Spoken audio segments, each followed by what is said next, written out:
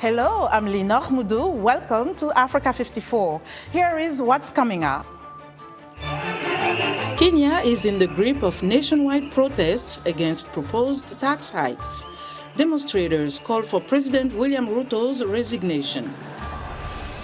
U.S. presidential candidates, Democrat Joe Biden and Republican Donald Trump, are primed to debate on Thursday. Will the war in Ukraine be a key topic during their face-off? And experts say global temperatures are rising due to climate change, leading to more frequent, intense, and prolonged heat waves, and more people dying of heat-related causes. All that and much more coming up on today's Africa 54.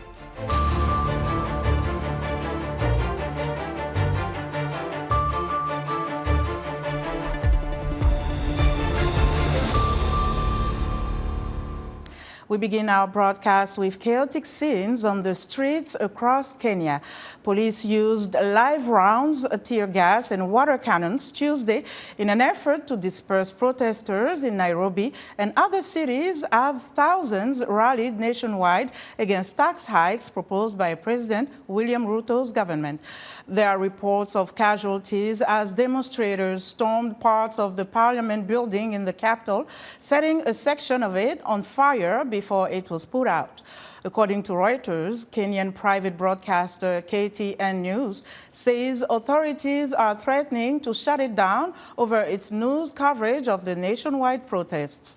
Hundreds also marched through the streets of the coastal city of Mombasa in Kisumu, a port city on Lake Victoria, and other towns. Protesters are calling for President William Ruto's resignation, accusing him of reneging on pledges to champion the working poor after he won the presidency in 2022.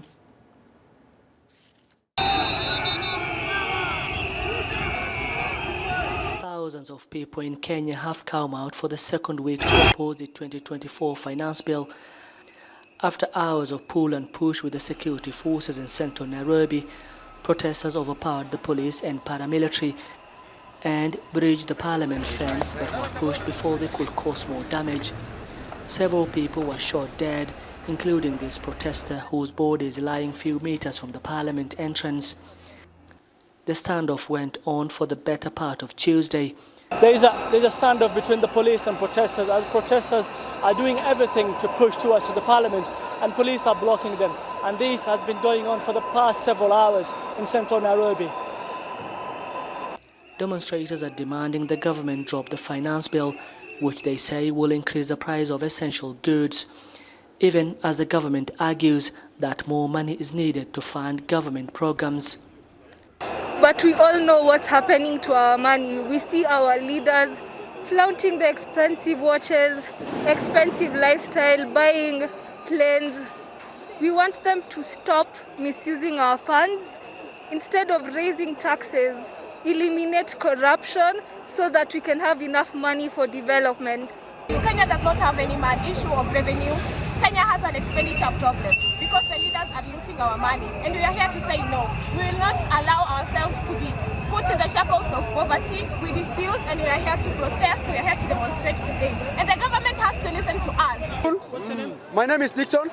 We are here, we are demonstrating because of our rights. Really? And these fools, they are beating us, they are kicking us with live bullets. We only have these as our weapons. We don't have any other things. So we are here to reject. We are here to reject the financial bill, but we don't want these guys to kill us. Stop killing the youths, stop killing the Gen Zs. That's the point. Several people were injured, including security officers, as the anti-tax protest turned deadly. Security officers evacuated members of parliament from the assembly after they passed the finance bill earlier on Tuesday. It is not over. It is not over because the sovereign is the people. The people are the sovereign. Ultimately, they will still express themselves. The money that is proposed in the finance bill will be collected from the people, and the people will make a choice whether they'll pay that money or not. As it is, government donates its powers to the representatives.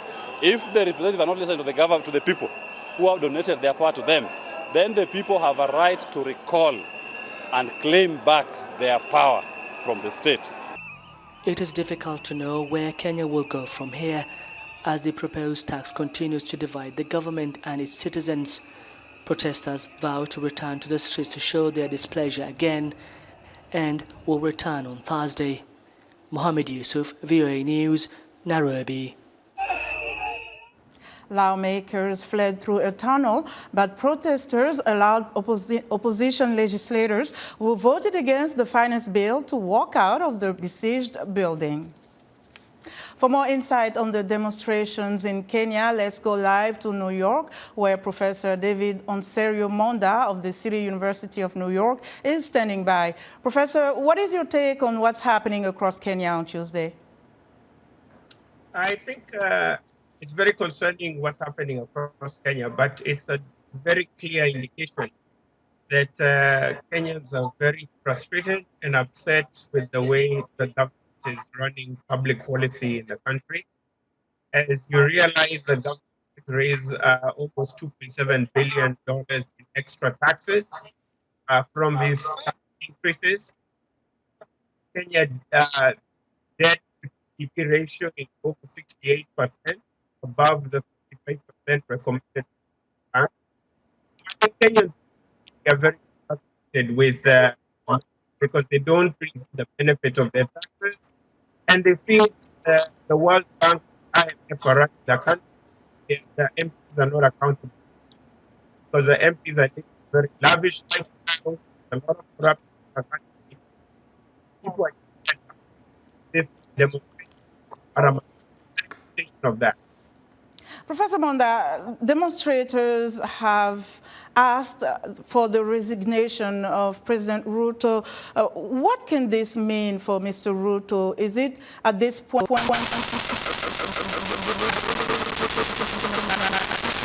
may become part of this movement? Definitely. In addition to this, as you remember, these demonstrations can snowball. So it can move from demands for the president to resign to the very controversial posting of Kenyan police to Haiti, which many people in the public, many members of the public do not like. But I think that also the broader question is lack of accountability and brutality from the government. We've had a lot of protesters being abducted summarily. Today, almost 10 protesters were killed. The police are using live weapons, and the police are not being held to account for the killing of these demonstrators. So as much as very recently, President Ruto has had very successful peace, particularly from the US and foreign governments, I think that is contradicted domestically, where he right now is very unpopular, the party is very unpopular, and this doesn't bode well, this domestic policy. The government will really have to think this particular the public is. What do you think is the way forward, quickly? I think it's to reject the finance. They have to renegotiate ways to fund. I think the other thing is we really need to feel that their taxes are going into provision of public services. The government needs to stamp out corruption. I think that's another element of it. Okay. And we cannot have this lavish use of public funds when citizens are suffering. Let me give you a quick example. The deputy president's residence is being renovated. Okay, Professor Monda, we have to leave it there. This is a problem. Thank you, Professor David Osorio Monda. He's a professor at the City University of New York. The first UN-backed contingent of foreign police officers arrived in Haiti Tuesday, nearly 2 years after the Caribbean nation urgently requested help to repel a surge in gang violence. A couple hundred officers from Kenya landed in the capital of Port-au-Prince, and it is not immediately known what the Kenyans' first assignment will be. But they will face violent gangs that control 80% of Haiti's capital. More than 580,000 people countrywide are homeless as the gangs plunder neighborhoods in their quest to control more territory. President William Ruto expressed confidence that the Kenyan contingent, together with others from contributing countries, will help in returning lasting peace in the conflict-ravaged Haiti. Speaking at the National Police College in Nairobi, Ruto told the officers that they were selected for the peace mission on the basis of their integrity, professionalism, and capabilities. I pledge the government of Kenya's commitment to provide you with an enabling and conducive environment to deliver much-needed security services domestically, regionally, and internationally, including in this mission. I also reiterate my call to the international community to support the Haiti security mission. You are expected to embody the highest standards of integrity and professionalism, always bearing in mind that you are representatives of the mission's lead country and our ambassadors of stability and security as a country. Your performance in this assignment must be a firm statement of Kenya's capability and contribution to global peace and security. President Ruto says the Haiti Transitional Presidential Council and the Prime Minister have shared with him their expectations that the officers will support the Haitian police in restoring public safety and security. U.S. presidential candidates Democrat Joe Biden and Republican Donald Trump meet Thursday for a debate. Russia's war in Ukraine is expected to be one of the top foreign policy questions. VOA's Tatiana Voroshko looks at how the two candidates differ in their approach to Ukraine. Joe Biden and Donald Trump both agree on the need to end the war in Ukraine, though foreign policy experts say Trump has been less specific about how to make that happen between Russian leader Vladimir Putin and Ukrainian President Volodymyr Zelensky. Sergei Kudelia is an associate professor of political science at Baylor University. He advocated only for the need to start some types of talks or negotiations, and he said that he would be willing to engage in these negotiations between Putin and Zelensky, but he never expressed any or specified any of the designs or the future outline of this peace agreement. In this year's congressional fight to pass Ukraine aid, Trump said that assistance should be loans and not grants. We're thinking about making it in the form of a loan instead of just a gift. We keep handing out gifts of billions and billions of dollars. Trump says Europe should pay a greater share of helping Ukraine. But if re-elected, Trump will not want to be seen as having lost that war, says former U.S. Ambassador to Ukraine, John Herbst. We do know that Trump perceives himself as a strong man, does not want to be associated with foreign policy failure. And a Russian victory in Ukraine, if Trump is president, would look very much like a foreign policy failure. Trump's Republican Party is split over Ukraine, with some leaders viewing the war as a major U.S. security threat, and others saying it is a costly distraction. Russia, for many of members of the Republican foreign policy establishment, is viewed as a declining power, and hence the Russian-Ukrainian war, from their standpoint, is a conflict that needs to be settled as quickly as possible, so that it does not drain the security resources of the United States. As President Biden leads the international coalition coordinating military assistance to Ukraine with more than $175 billion in U.S. aid, he says America will stand against unjust an attitude for increasing economic pressure on Russia, says Catholic University of America professor Michael Kimmage.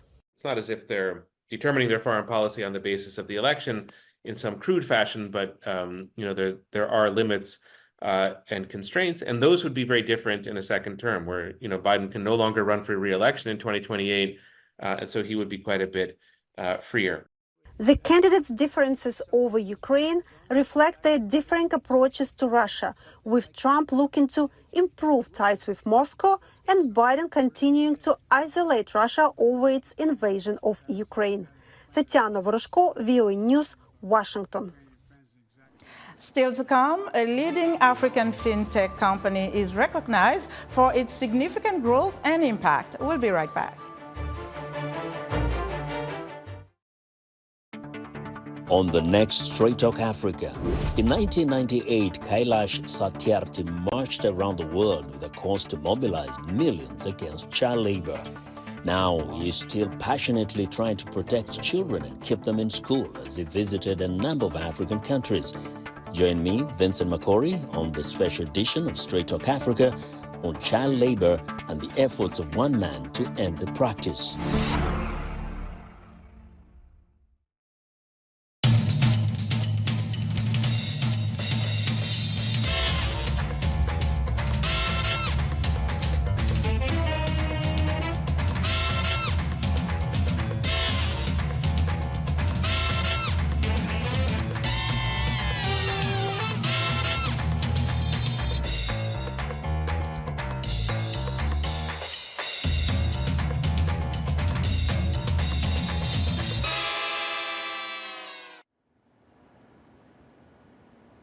In other news, the U.S. State Department has moved Sudan and Brunei to Tier 3 on the annual trafficking in persons report released Monday.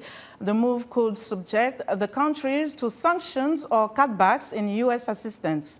The U.S. deems the countries in Tier 3 to not be doing enough to act against human trafficking and not compliant with the U.S. Trafficking Victims Protection Act of 2000.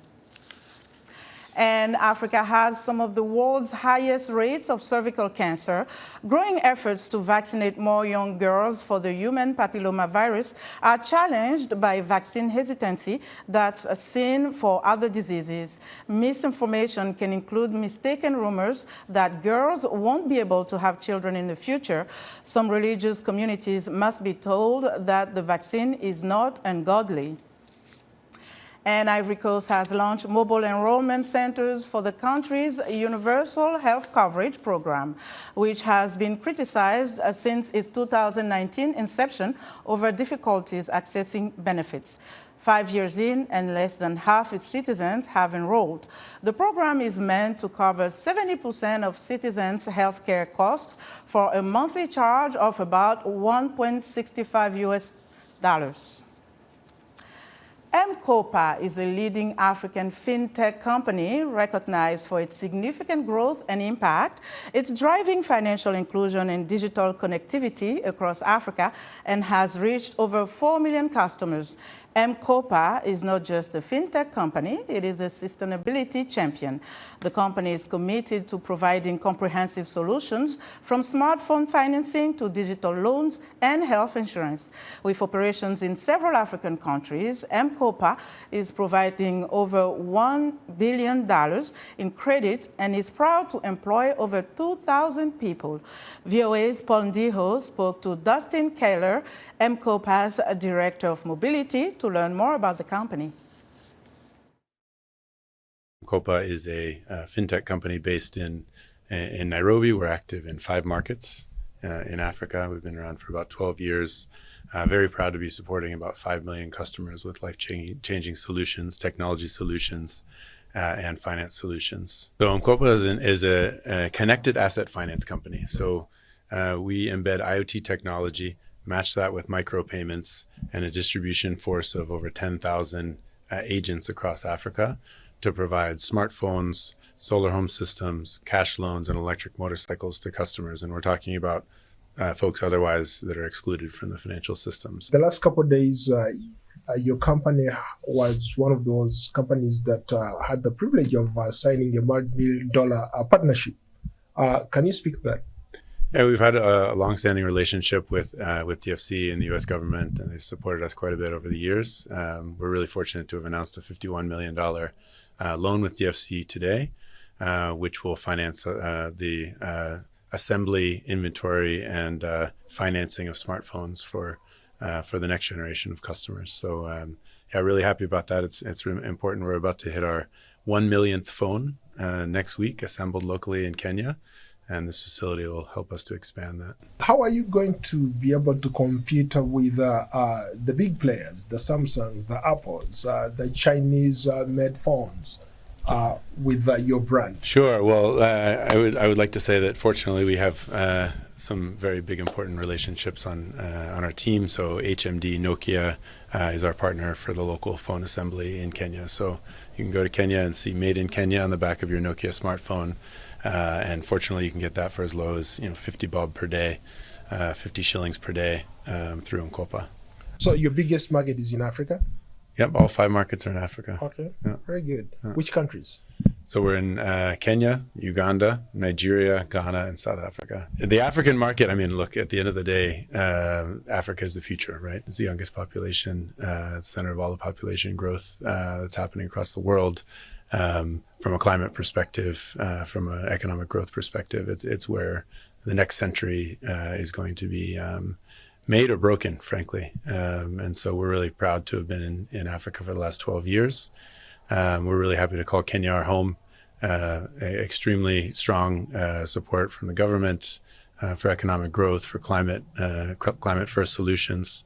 And so it's our base. Do you plan to scale up to go to different markets as well? 100%. Yeah, we're a Pan-African company, and soon to become a global company as well. So we can't. There's needs for financial solutions and technology solutions, and solutions to enable folks to enter into the digital economy all over the world, right? And so we think our technology is very applicable to billions of people across the world. That was Dustin Kaller, Mkopa's Director of Mobility, speaking to VOA's Paul Ndiho. Senegal says it has detected COVID-19 in dozens of pilgrims returning from their Hajj journey in Mecca. From tests conducted at Dakar's Blaise Diagne International Airport, 78 cases of COVID-19 were recorded. The country has implemented voluntary COVID-19 screening tests and reimposed the wearing of masks at Dakar's International Airport for returning pilgrims, fearing the virus was linked to the death of some Mecca pilgrims. Dakar health officials suspect that a number of deaths during this year's Hajj pilgrimage were due to a respiratory syndrome ailment, such as COVID-19. The global temperature trend monitor reveals that while overall global temperatures have risen by nearly 2.3 degrees Fahrenheit above pre-industrial levels, climate change is fueling more extreme temperature peaks, making heat waves more common, more intense, and longer lasting. North America is experiencing extreme temperatures, and traditionally cooler places like Seattle, Washington, in the northwestern U.S. are facing consecutive days of triple-digit numbers. In West Africa earlier this year, a lethal heat wave overwhelmed hospitals. At least 6 tourists have died this month in Greece during a period of unusually hot weather. This month, more than 1,300 people died during this year's Hajj pilgrimage in Saudi Arabia as people faced extreme high temperatures at Islamic holy sites, according to Saudi Health Ministry. Medical experts say the extreme rise in temperatures can lead to heat exhaustion, heat stroke, dehydration, and sometimes death. The elderly, young children, and those with pre-existing health conditions are more at risk. Dr. Theophilus Wangata is a general physician and the managing director of Precise Healthcare in Nairobi, Kenya. He elaborates on the hazards of extreme heat and offers tips on how to stay healthy during a heat wave. A heat wave is an abnormally hot weather, and this is part of the challenges we are facing with global warming. And the risks associated with it is that it can cause severe dehydration, which can even lead to death. The people who are most vulnerable to heat-related illnesses are the vulnerable people in our societies, mostly the elderly, or rather the older adults, and children. And then people who expose themselves to the outside environments, they could be young, but if you're outside a good portion of the time during a heat wave, you would be most vulnerable. During a heat stroke, people experience different symptoms. Among the common and early symptoms are excessive thirst, having a headache that has no clear reason for the headache, nausea, sweating, and this is abnormally high sweating, and high body temperature as well. And with the excessive thirst, it can get to a level where it leads to severe dehydration. The most effective ways to stay hydrated during a heat wave revolve around drinking adequate fluids, or rather having a lot of fluid intake. And so you need to keep drinking cool water every 15 or 20 minutes or so. Avoid alcohol intake because alcohol dehydrates the body further. Stay indoors by ensuring that you are in a cooler place, because most of the heat waves affect people who are outside. And use something to cover yourself while you're outdoors, like umbrellas. The advice I would have for viewers during heat waves is, number one, ensure that you stay indoors as much as possible. Ensure that you keep your work mostly indoors, and if you have to go outside, ensure you carry your water, cool water bottle with you so that you keep drinking water all the time. And also ensure that any children, they are safe by being kept indoors all the time. Majority of governments during heat waves also reduce the exposure by closing schools or reducing the work hours that people go to work. For mothers who are breastfeeding, during heat waves, they need to ensure that they have adequate hydration so that they can be able to still breastfeed their children. They need to consistently drink water, and there are also other liquids that you can take. Avoid sodas because they may not provide the adequate hydration needed. And in the event that the mother feels dizzy or has a headache, they should know that they are already dehydrated. They should drink a lot of water so that they have enough milk production for the child. That was Dr. Theophilus Wangata, a general physician and the managing director of Precise Healthcare in Nairobi, Kenya. And